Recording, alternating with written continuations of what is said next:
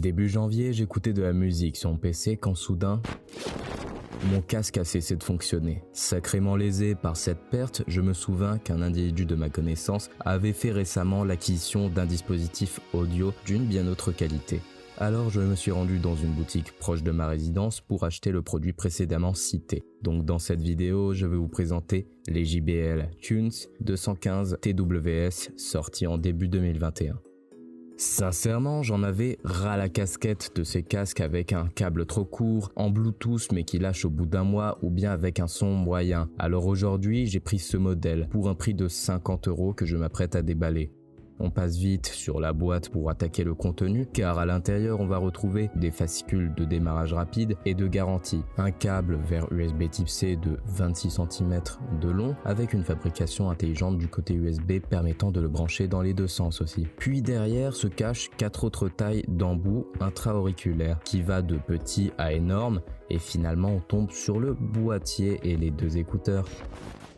Leur utilisation reste relativement simple. Tu les sors de leur boîtier pour les allumer, tu les ranges à l'intérieur pour les éteindre. L'appairage de ce côté est simple, même simpliste. Au début, il vous sera compliqué de les connecter sur vos appareils. Le système pour les connecter est un peu déstabilisant par rapport à d'autres appareils Bluetooth. Mais quand on a pris la main, c'est plus simple. Vous sortez un écouteur ou deux de leur boîtier, puis vous lancez la recherche sur vos appareils. Voilà, c'est connecté. Et maintenant, à chaque session, il vous faudra à peu près 5 secondes d'attente pour laisser le dispositif se connecter. Le son quant à lui reste très bon, j'ai été agréablement surpris par la qualité d'un si petit appareil, je redécouvre mes musiques préférées, je découvre certaines subtilités dans le son des jeux et la dernière saison de SNK est incroyable.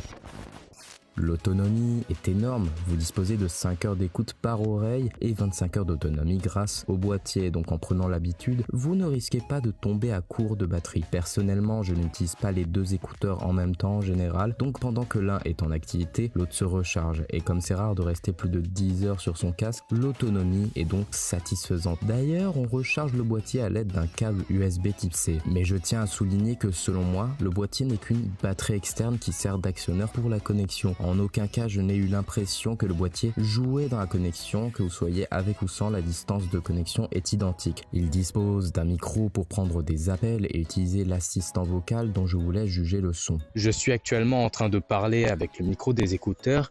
Il est à noter que lors de l'utilisation du micro, lors d'appels, dégrade la qualité sonore des écouteurs.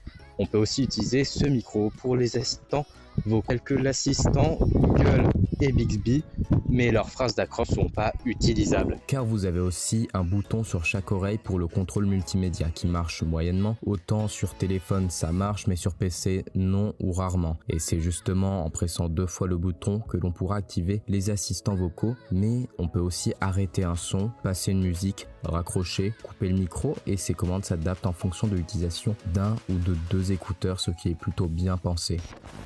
Parmi les points positifs, il est important à noter que ce sont des écouteurs légers disposant d'une bonne qualité de son, une autonomie plus que satisfaisante, un rangement et un transport simple, une connexion relativement rapide, un micro intégré et c'est disponible en 3 couleurs différentes. Il y a des boutons pour le contrôle multimédia, une charge en USB type C, différentes tailles d'embout pour s'adapter à chaque type d'oreille et une prise en charge des assistants tels que Google et Bixby. Mais malheureusement, parmi les points négatifs, on peut noter que le boîtier n'est pas si intelligent que ça par rapport à la promesse faite par JBL. La méthode de connexion est compliquée à prendre en main, c'est un produit qui prend les rayures très rapidement, la qualité de conception de la charnière du boîtier est un peu faiblarde, la distance de la connexion est un peu courte, l'utilisation du dispositif sur plusieurs appareils est parfois complexe, le contrôle multimédia marche partiellement, il y a une dégradation de la qualité du son en appel et pour l'activation des assistants vocaux, les phrases d'accroche ne sont pas utilisables telles que OK Google et ce n'est pas disponible sur iOS malheureusement.